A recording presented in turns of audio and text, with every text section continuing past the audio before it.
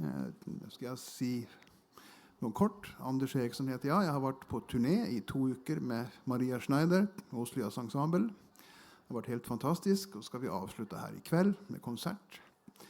Så skal vi også få en konferanse her om regionale kulturfond, noe som veldig viktig for særlig de frie feltet. Og en annen ting som veldig spesielt for det frie feltet, en utfordring som har kommet med den nye teknologien, dette med the data lords, altså den digitale distribusjonen av kunst. Og da tenker vi at vi skulle ha en liten introduksjon her, når vi først har Maria Schneider med oss, sammen med Bendik Hofseth. Og det kanskje de 2 menneskene i USA og Europa som vet mest om disse utfordringene for opphavere og musikere og andre kreative folk. De skal ha en liten prat her. Og så mot slutten av den praten så skal de også slippe fram spørsmål. Det veldig interessant. Så ta vel imot Maria Schneider og Bendik Hofseth.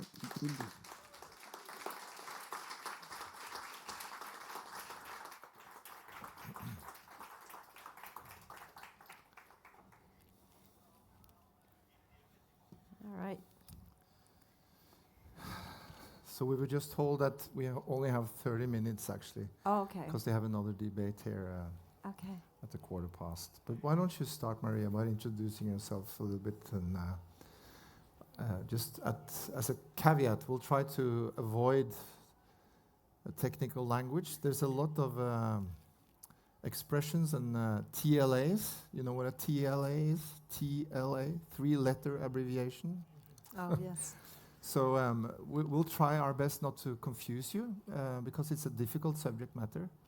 But don't be afraid to raise your hands if there's something you don't get a grasp of. But I'm very honored to be here with Maria. Please, Maria. Thank you. What got you? So, well, my story is a little bit unique. I'm a composer, jazz composer with a large ensemble that I fund everything myself, you know, and the story that relates to what we're talking about today really kind of began in the late 90s and around 2000 when Napster, you know, and all the file sharing happened. And my records, for example, my latest record cost $250,000 to make, so it was a really big project. And of course, you know, when everything was being shared and all the record companies were panicking and everything was going crazy, and I was thinking, man, you know, and the record budgets with record companies were going down, and I was like, how can I do what I want to do? And a friend came up with an idea. He said, Maria, what's the one thing nobody can file share? And I said, I don't know. And he said, the creative process. He said, what if I create a website where you announce ahead of time, it was already in 2000, you announce ahead of time you're going to make a recording, and people could come and you set up different levels in which people can participate. And they can get the CD, they could get the download, and you document the creative process so that you become close to them. And he said, well, take your music out of record stores. I was like, whoa, no. And he said, no, we have to do that. Because the thing is, through this, it will be transparent sales. You will know every person that buys your music, so that's a fan now potentially for life. And he said, if you sell in a record store, you don't know who they are the next time. You got to hire the publicist and start over. You're losing your money to the distributor, the record store, the record company. He said, this way, what I'm going to do, I'm going to take 15%, you get 85% of gross. So I started looking at all the things I could sell, the printed music, the everything, and I decided to do it. I made my first record. Half the world was still dial-up modem. My first record this way, it wasn't my first record. I'd never won a Grammy. People started coming on and buying the record. It was unbelievable. It was, at the time, I think it was a $130,000 record. I made, in not that much time, double that and even more. I made a huge profit. And I was like, this is the golden age for musicians. You know, we all can take ourselves away from the record companies. We can connect with fans. We take out all the middleman, and this is just going to be fantastic. Okay, so my record came out in 2003. It won a Grammy. Because nobody had even invented the word crowdfunding yet, so all of a sudden when it won a Grammy and everybody found out how I did it, and that it was internet-only sales, I ended up on CNN. It came out all over the world, so this was very exciting.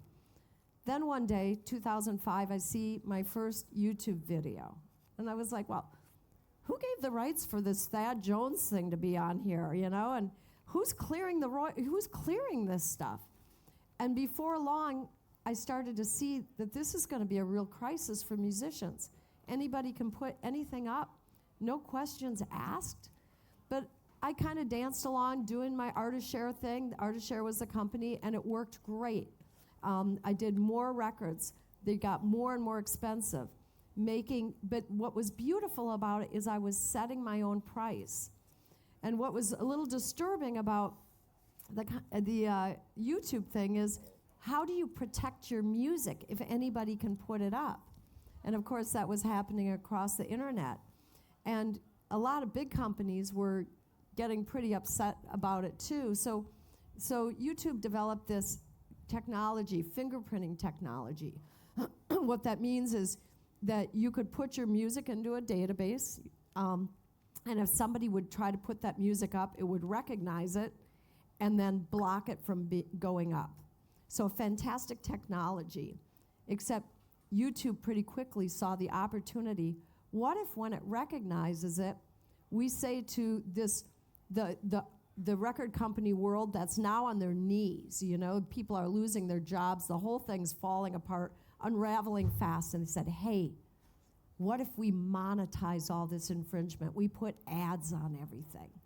And the record companies, sadly, signed a deal with the devil, and they did that, which all of a sudden, sort of in some way, legitimized infringement.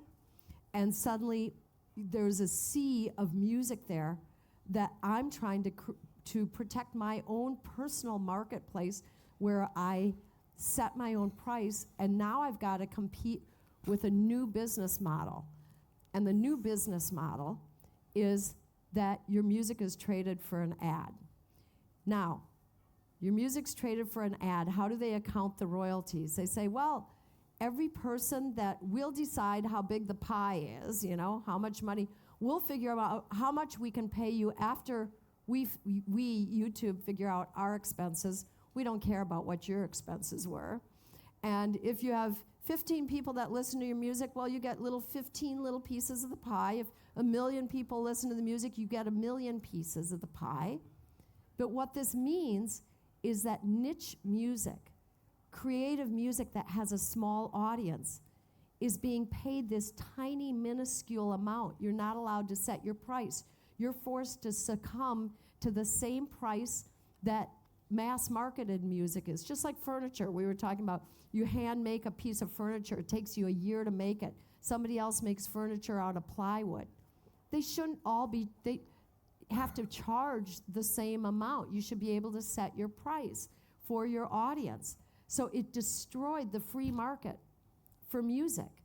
And it made it very difficult for people like me who have a free marketplace to compete when everything is available on this site. And one more thing I'm going to say before I let him, or whatever. Here's something people forget. When I used to sell music, you bought music in a record store. I don't know how your taxes work here, but there was probably sales tax, right, that went to your government. Okay? I don't know which government, local governments, however that works. There was also the income that record store and everybody was making, and that income was taxed. Okay, now you've got a company that's trading music, and why does YouTube want all these people coming to the site listening to the free music? It's because they want the eyeballs, they want your time, because they're scraping your data while you sit there. So they want the more infringement, the better, because we're getting your data. That's a barter. In the United States and most countries in the world, barter is taxable. They're trading music or films or whatever it is for data. And that bypasses the tax system. Suddenly there's no state tax or sales tax, there's no income tax or anything. But these companies are collecting this data, and now you had a figure. What was the GDP, the biggest 10 tech companies? Give that. Well, I was planning to test some statements on you, and then you can nod in approval or disapproval as I go along. Okay. Just to give you a sense of scope here, the context that we're operating in. So, the 10 biggest tech companies in the world, they have a market cap of $10 trillion. That's an unbelievably high number. I once asked my son to calculate it and to take seconds as the unit, and it's an unbelievable amount of years. You know, it's an infinity almost. It's so much money that you can't grasp Supernova it. sun or something like that. No, these $10 trillion are significantly higher than the combined GDPs of India, Germany, and the UK. Right? These three, we used to have approval. Yeah. Yeah, it's a fact. Well, approval. I don't approve. I disapprove, but I agree. And now comes the statement. Now comes the statement. We've traditionally sectored our music industry into three. So it's recorded, it's the rights, and it's live. And my statement is that all these three sectors are now eaten by the fourth music industry, the technology companies. In some way or other, they've intruded and taken over the value chain. So tech and finance are in control of the music industry. Yes. She's nodding. Very Yes. good. These are unaccountable companies. Unaccountable companies. Because it's hard to know Because their it's real private, value. yes. It's a concentration of power. Yeah, absolutely. Approval. So we're actually talking about a new feudalism in the music industry. Musicians have to be part of the streaming platforms in order to be seen, heard, recognized, have any value at all in the music industry. Yeah, and the problem is if you succumb to it, it's sort of like the witch museum I saw up in where was it, Varda, where they said you did witchcraft, and they said no I didn't, and then they do the water torture, and you're damned if you do, if you don't, you're going to get burned no matter what. But if you succumb to streaming, you won't make money. But if you don't stream, nobody knows where you are because you cease to exist because they have such a monopoly on everything. That's a real crisis for musicians. And one thing that a lot of people don't understand is when you listen to music on Spotify or forget YouTube, of course, some people think, oh, Spotify, I pay my $9.99 a month. Most record companies, because they know this thing of these incremental parts of the pie, 0.007 cents or whatever you get a minute, or per play or whatever, it'll never pay for the making of the music.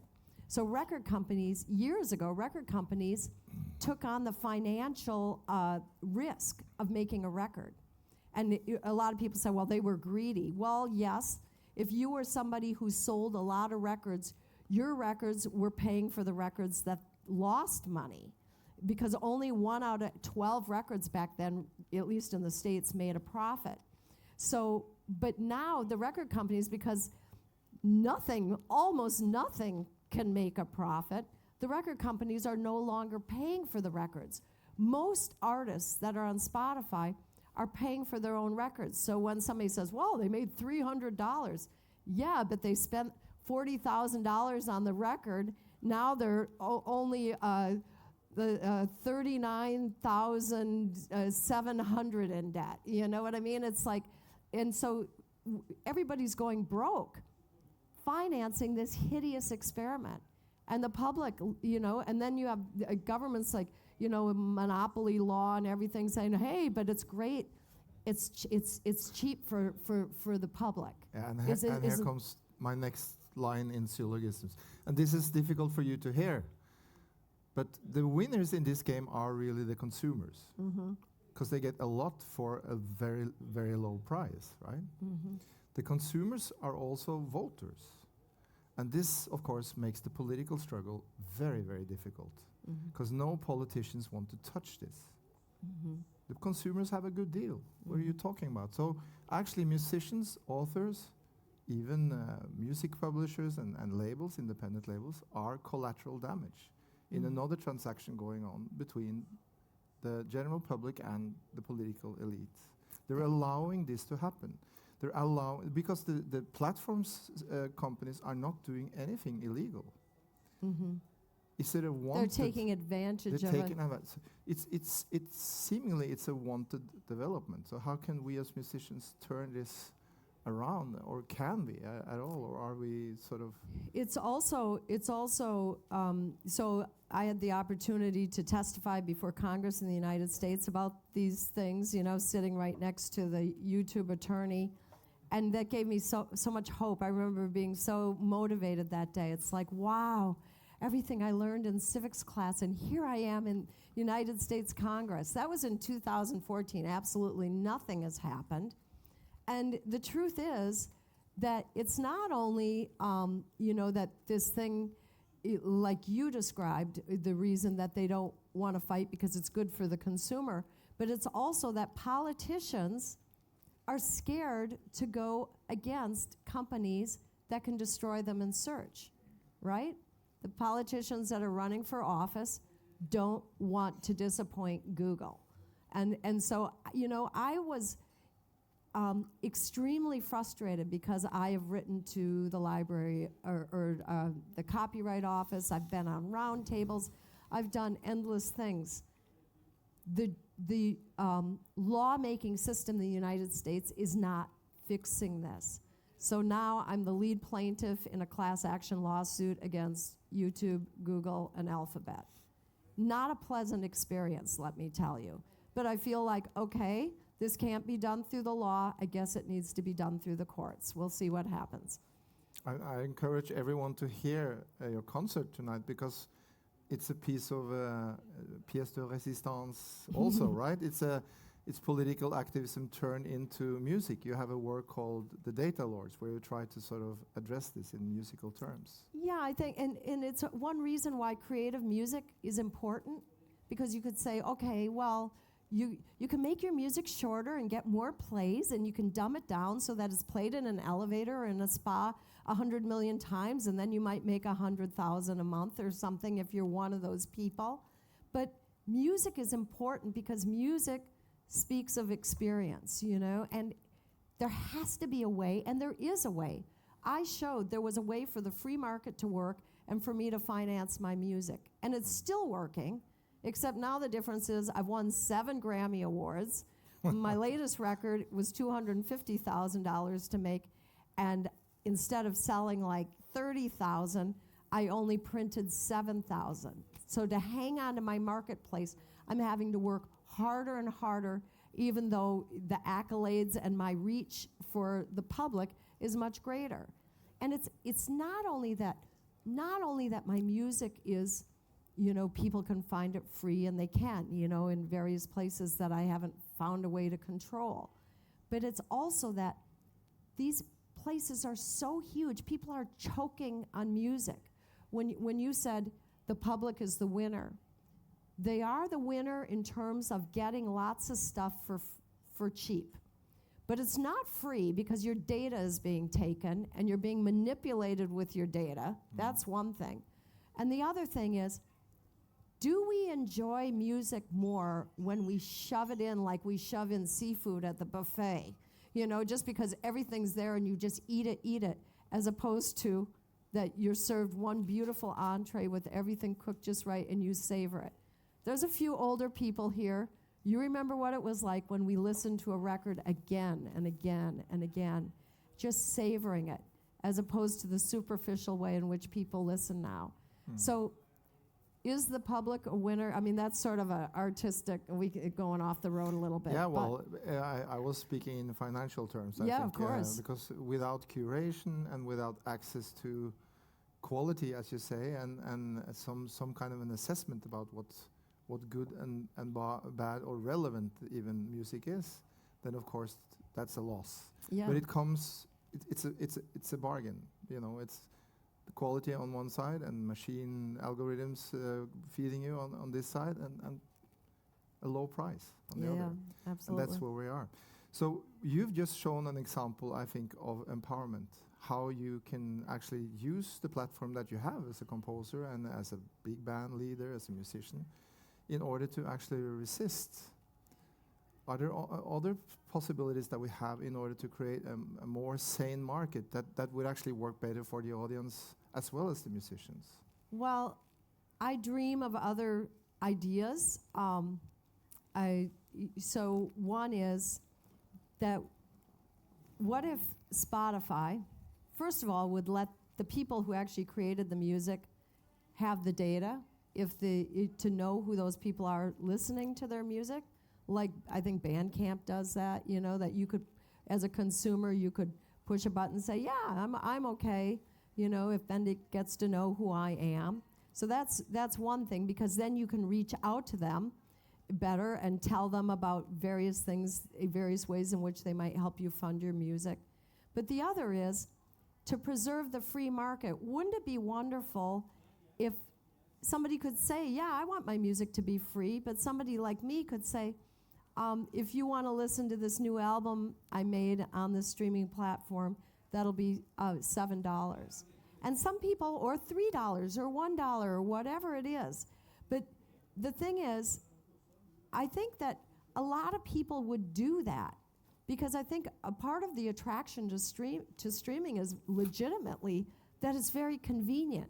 Having everything in one place is a wonderful thing. What's not wonderful is that the people who make the music, it's one size fits all in terms of pricing. And we should be able to set our price. And if people don't buy it, then you say, okay, maybe I need to lower my price a little bit, you know, but that would be... I have a funny anecdote on that note, if I may. Yeah. When Spotify came to Norway, there was a large sort of acknowledgement around the fact that Norway was so early, you know, that we were piloting this service and that people were flocking to it and really taking it in, and it had to do with us being top this, top that, top wired, you know, top on all fronts. So I remember I went to Germany to speak to the Germans about, because I was setting up tech companies at the time. And they said, you Norwegians, you're completely stupid. Why do you want all the shit in the world delivered at your door? No one wants that. What we want is a curated market where we can read a proper and justified review in the paper about this recording, and then we go out and buy it. We don't want that shit, you know? Yeah. So who's in the lead here? You know, that's and it's exactly that dichotomy that you brought up between, I think, price and the quality. And we are renowned, we Norwegians, for wanting to get everything as cheap as possible. That's why we have problems with our alimentary stores. But that's another question. The other thing is that in which people are really losing with Spotify is, in the old days, reading on a record the liner notes and who played on things. I mean, you talk to young jazz students, they don't even know who the players are on old albums. No, they can't find any information about it. Yeah, and it's not there, and that's just crazy, you know? Yeah. So, are there any questions so far before we sort of try to sketch out some possible ways forward here? Or do anyone have suggestions for how musicians can sort of be empowered again in this digital domain? Is it something you have given thought to, or is it irrelevant? Yeah, it's a problem, isn't it? Unless they're just being quiet because they're quiet. Or are you quiet because this seems like a really hideous dilemma? Does it seem like a hideous? Yeah. Yeah, I think so. So are you setting up this new Spotify where the artists can decide the prices?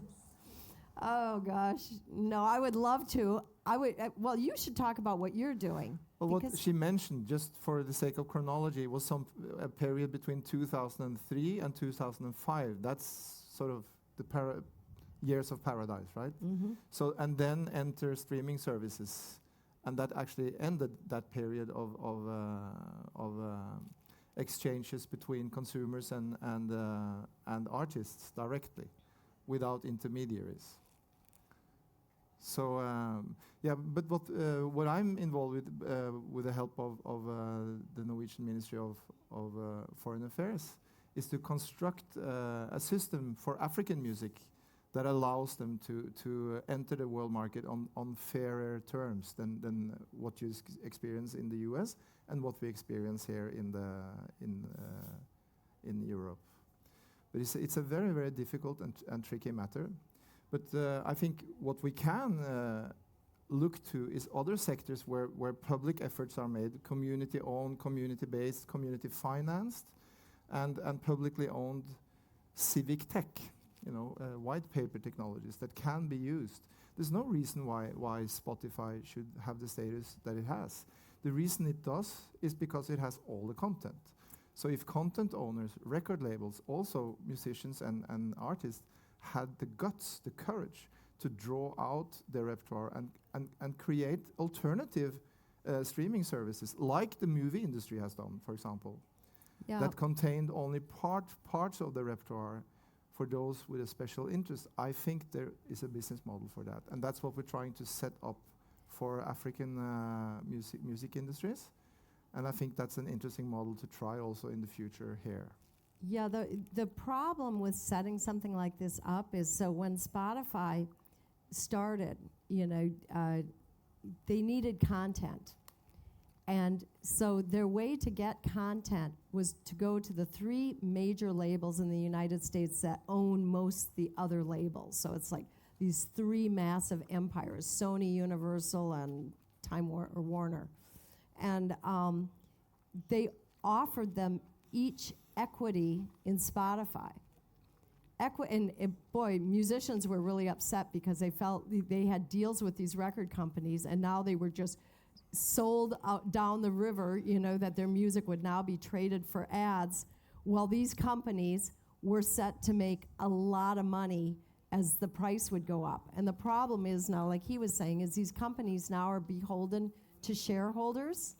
They have their interest, their own interest in this thing. So to go to a record company like that and say, because if you start something like that, you've got to have people who put their music there.